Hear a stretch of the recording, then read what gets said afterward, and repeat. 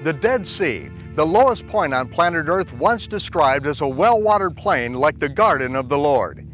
Nearly 4,000 years ago, the crust of the earth split open, and out of its bowels belched fire and brimstone that rained down upon the cities of Sodom, Gomorrah, Admah, and Zeboim. Abraham stood in the door of his tent on the other side of these mountains and watched as the cities and their inhabitants were incinerated in the inferno.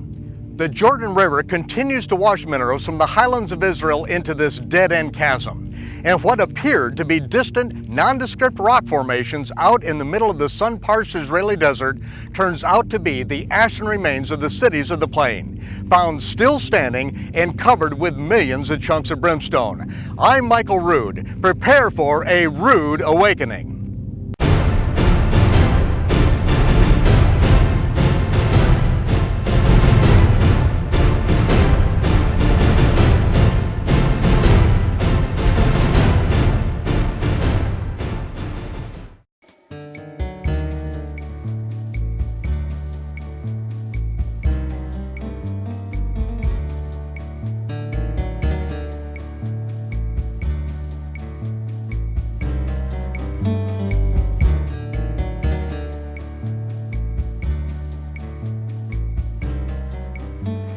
In the book of Genesis, we read that God instructed Abraham to leave the land of Babylon and its perverted system of sun god worship. The Almighty had already confused the languages and scattered the inhabitants of Babylon to slow down the development of Nimrod's political, economic, and religious world government system. The worship of Nimrod's son, Tammuz, the reincarnated sun god, and the worship of Nimrod's wife, reincarnated as Ishtar, were both fragmented into divergent cults at the Tower of Babel. For thousands of years, religiously motivated military campaigns kept these once unified peoples from joining forces to rebuild the one world government that Nimrod had begun. Raised in the land of Shinar, Abraham was instructed to leave Babylon behind, crossing over the Euphrates River into a land that God would give his descendants. Abraham became the first Hebrew meaning to cross over, when he crossed over the Euphrates, leaving Babylonian paganism far behind. The Hebrew scriptures from Genesis to Revelation clearly define God's intention to purge pagan sun god worship from the land promised to Abraham and then from the entire earth. The Creator has determined the purpose of life, and he states emphatically how he does and does not wish to be worshipped. Abraham was 75 years old when he left Babylon, bringing his nephew Lot and their families with him. Upon entering the land, Lot joined himself to a prosperous culture that had developed on this then fertile plain. Lot took up residence in the city of Sodom. The prophet Ezekiel said that the sin of Sodom was pride, fullness of bread, and abundance of idleness. She did not strengthen the hand of the poor and needy. They were haughty and committed abominations.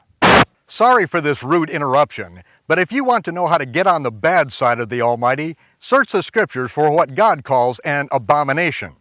The word abomination is translated from the harshest words in the Hebrew language, toavah and sheketz, and they mean perverted, disgusting, repulsive, sick, putrid, vile. You get the picture.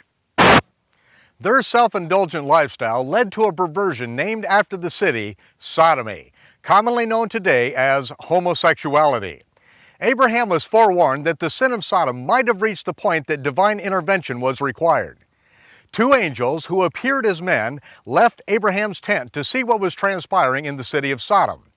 Upon arrival, the angels were welcomed into the home of Lot, but an aroused group of homosexual men demanded that Lot send these strangers out to them so that they could rape them. Lot refused, so they attacked him on his front porch. The angels pulled Lot to safety inside the house and smote the entire mob with blindness. The scriptures record that they wore themselves out as they groped the house looking for the door. At sunrise, the angels took Lot, his wife, and 2 daughters by the hands, dragging them away from the city. Soon, fire and brimstone rained down from heaven, turning the city into a raging inferno. That is when some scientists believe that the 3,000-mile Great Rift Valley was formed, when the earth's crust fractured and belched fire and brimstone into the heavens. As the brimstone showered down upon the cities, Abraham saw the smoke of Sodom rise up in the distance. But until the smoke cleared, Abraham had no idea that Lot was saved from destruction.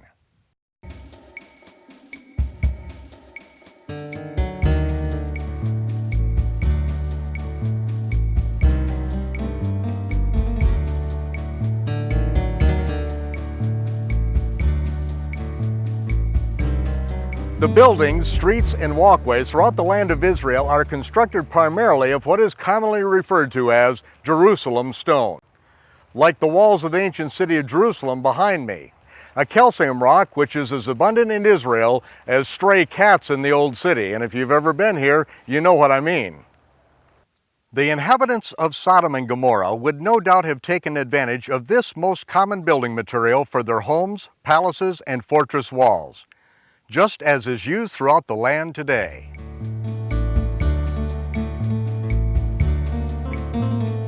Archaeologists contribute Sodom and Gomorrah's overt wealth to the flourishing vegetation and the commercial value of the asphalt pits found in this once lush valley.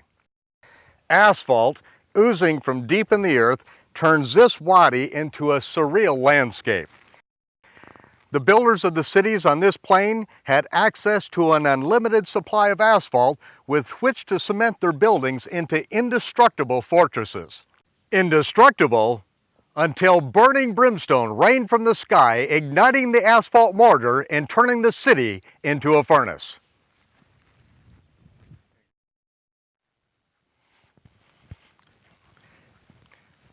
Calcium plus sulfur plus fire yields gypsum ash, and that is exactly what remains of these cities.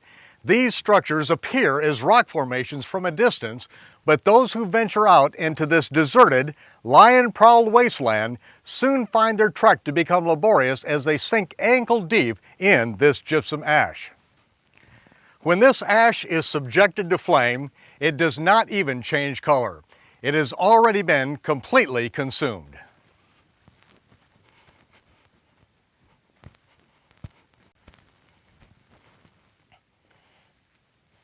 Substances burned with sulfur can have a higher remaining ash weight than the original substance.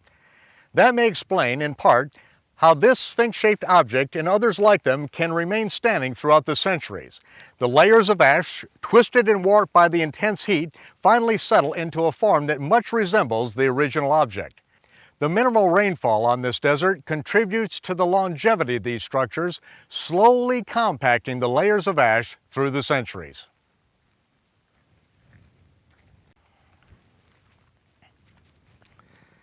A 90-degree angle rarely occurs in nature, a phenomenon that we diligently search for when looking for a man-made artifact. And on this plateau, we observe two identical elongated pyramids, which highlight the grand entry into the temple site here at Gomorrah. They are identical in length, width, height, and angle of incline, an impossible combination for a naturally occurring rock formation.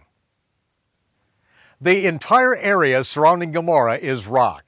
These are the mountains of Judea, and we are standing on the remains of Herod's mountain fortress of Masada. At its base are the stone-cordoned encampments of the Roman army that besieged the Jewish zealots who were barricaded on this mountain after the destruction of Jerusalem in 70 of the Common Era. The Romans encamped on the gravel bed of this surrounding plain.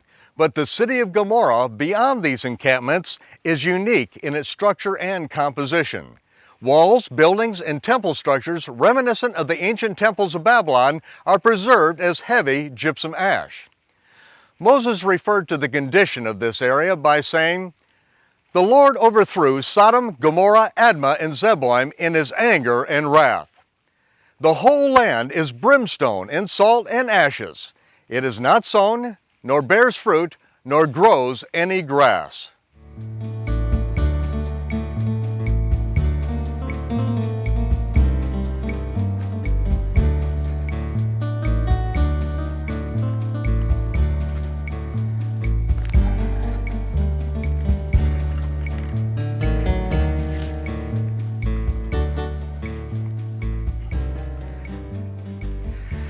Desert gazelles scrap a meager menu from the stubble that grows from the bottom of the wadis, dry riverbeds that are occasionally flooded by rainwater cascading from the Judean mountains.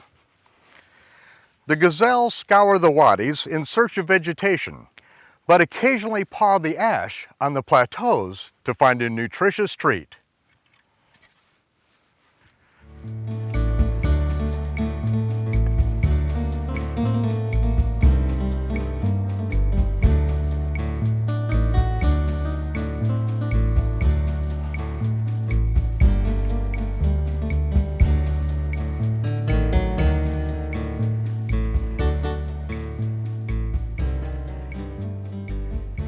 This is a natural mineral salt lick, the salt of which Moses spoke.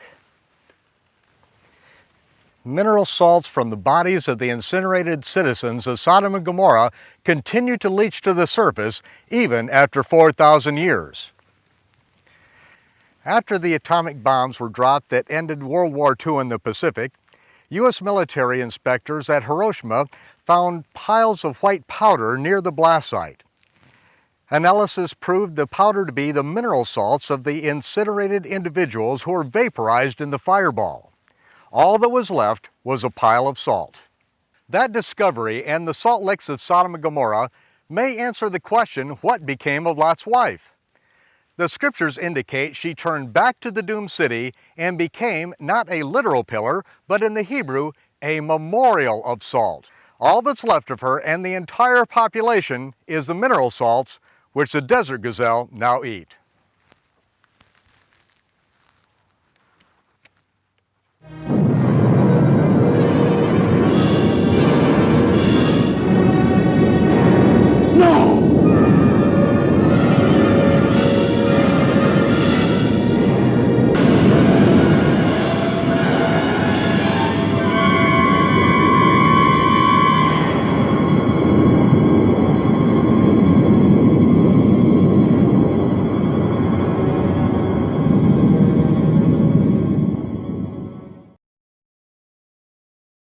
In recent centuries, legend has developed that the four cities of the plain were submerged in the briny depths at the south end of the Dead Sea. Yet 500 years after the event, Moses recorded that the cities remain as brimstone, salt, and ashes. In the first century of the Common Era, Shimon Kefa, commonly known as Simon Peter, spoke of the remains of the cities as if it were common knowledge among the Jews of his day. In the second century, the Jewish priest and historian Josephus spoke of their remains still standing in the Judean desert. The Dead Sea has continued to recede since the days that the scriptures were penned, and if they were visible in the days of Josephus, there is no way that they could now be submerged. Through the years, many looked in the wrong places and found nothing. But the cities of the plain were discovered exactly where the scriptures indicate, along the western shore of the Salt Sea and the Dead Sea Valley Plain. In the book of Genesis, we read, "Before the Lord destroyed Sodom and Gomorrah, Lot beheld all the plain of Jordan, that it was well watered everywhere, even as the garden of the Lord." We also read that the kings of the land of Shinar made war with the kings of Sodom, Gomorrah, Admah, Zeboim, and Zoar. All of their armies were gathered together to fight in the valley of Sodom, which after the destruction of those cities is now called the Salt Sea. The location of the four cities is cited in the scripture when describing the borders of the land of the Canaanites, which was from Sidon, as thou comest to Gerar, unto Gaza, as thou goest unto Sodom and Gomorrah, and Admah, and Zeboim, even unto Lasha. The four cities could only form the border of the Canaanites if they were spread out along the Jordan River Valley and not grouped together at the south end of what is now called the Dead Sea. In the first book of Shmuel, we read, "The Philistines camped at Michmas, and raiding parties went out from the camp in 3 detachments. One turned toward Ophrah in the vicinity of Shual, another toward Beth-horon, and the third toward the border of the land overlooking the valley of Zeboim, facing the desert. Again, the location of the remains of Zeboim is north of the Dead Sea and is designated as facing the desert in the Great Rift Valley east of Michmas. These four locations have yielded the same ashen features and brimstone remains that we see here in the city of Gomorrah. The brimstone found here is unique to this part of the earth. Samples have been analyzed in laboratories in the U.S. and also in one of the most prestigious laboratories in the world, the Karolinska Institute in Stockholm, Sweden, which awards the Nobel Prize in the field of science. Critical analysis showed this sulfur to be 95.72% pure sulfur with 3 other trace metals which could generate sufficient heat to melt even stainless steel.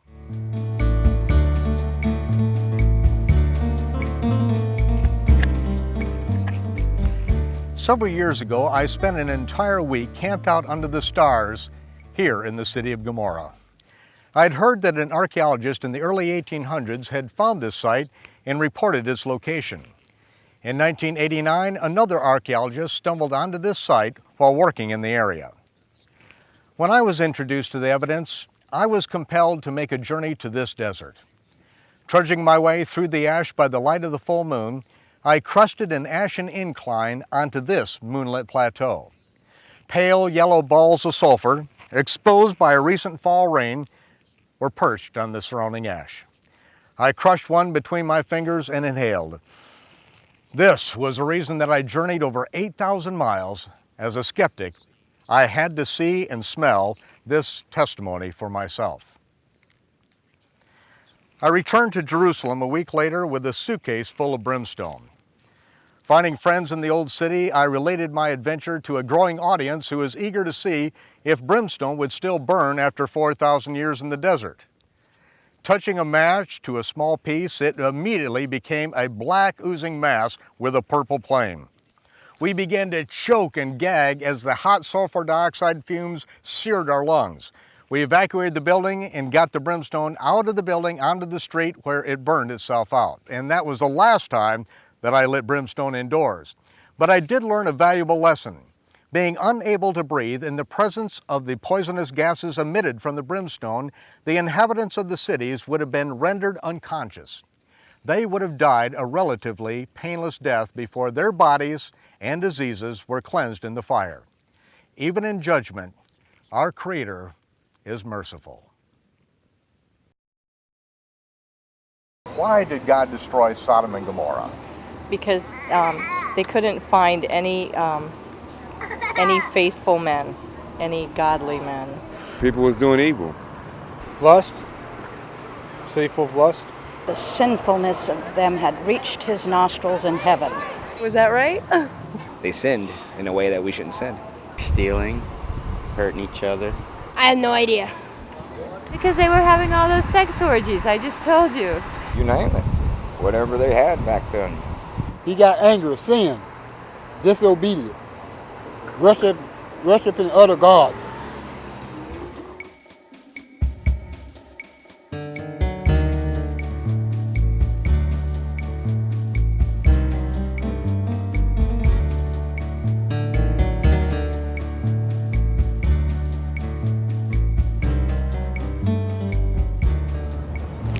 I find fascinating parallels in the history of Sodom and Gomorrah and that of our current culture, especially in the United States. The document, which has become commonly known in America as the Declaration of Independence, recognizes that the Creator has endowed every human being with absolute rights that no civil or religious entity has the right to alienate from the individual. The public school system in the United States was originally established to teach children how to read the Bible so that they could never be stripped of their God-given rights. For the past several generations, however, the Department of Re-Education in Washington, D.C. has forced the once independent schools to teach that life is just the result of millions of years of aberrant chance mutations in a purely mechanical universe, and there is no creator. The nice sterile term for this is evolution. But if there is no creator, then there are no creator-given rights upon which our republic was founded. Without God-given rights, we are left with only government-given rights. And what the government giveth, the government taketh away. If there is no Creator, we have neither God-given rights nor God-given responsibilities. There is no right or wrong. And we, like all animals, are reduced to survival of the fittest. And if it feels good, do it.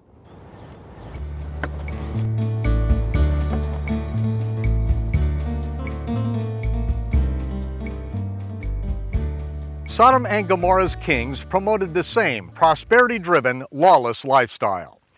In Shimon Kefa's second letter to the followers of Yahshua of Nazareth, known by many today as Jesus, Kefa writes, God condemned the cities of Sodom and Gomorrah and turned them into ashes, making them an ensample to those that live ungodly lives. Rudimentary explanation. The word ensample in the Greek language means a visible example, something that can be witnessed in the physical universe, not theological speculation.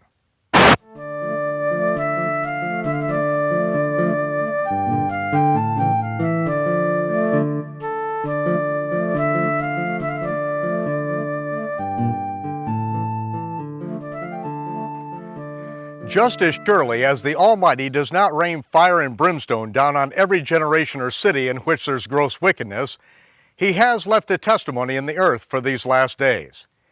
God is the righteous judge, and if you decide to live an ungodly life, your judgment is just as sure as the judgment of Sodom and Gomorrah.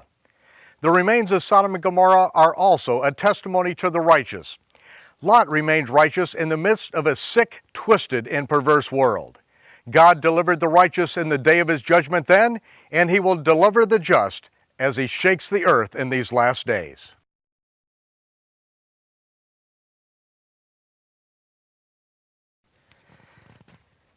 Many people have a very negative attitude concerning the judgment of God falling on a nation. Well, it depends on whether you are in the wrong or whether you have been wronged. When one gets his day in court and righteous judgment is handed down from the bench, those who have been wronged celebrate. They have been vindicated and will be compensated. Those who have wronged others are punished. That is righteous judgment.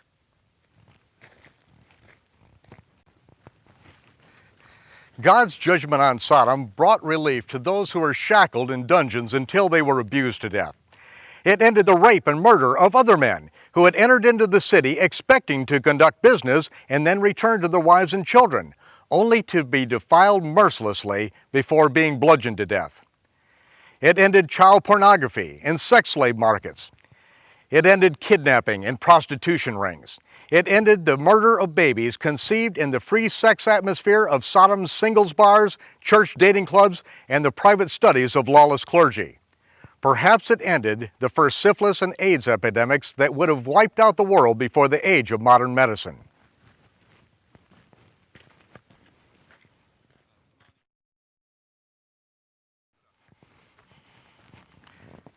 God is the righteous judge, and if you are living a righteous lifestyle, you long for the day that His righteous judgment is released upon the face of the earth.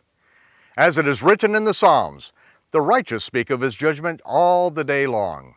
But as I say, His judgment is not pleasant table conversation in the house of the wicked. As Shimon Kefa said, even though we do not see God's hand of judgment overtly revealed against the wicked, do not deceive yourself into thinking that the Almighty is slack concerning His promise of judgment. He is not. He is long-suffering, not willing that any should perish. He never judges without fair warning. Consider this fair warning. The day, the millennium of the Lord, is at hand.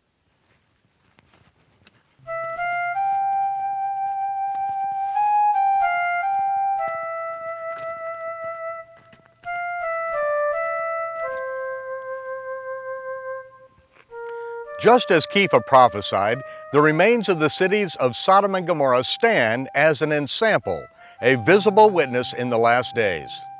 A witness that the Hebrew Scriptures are an accurate historical record of the land and people of which they speak.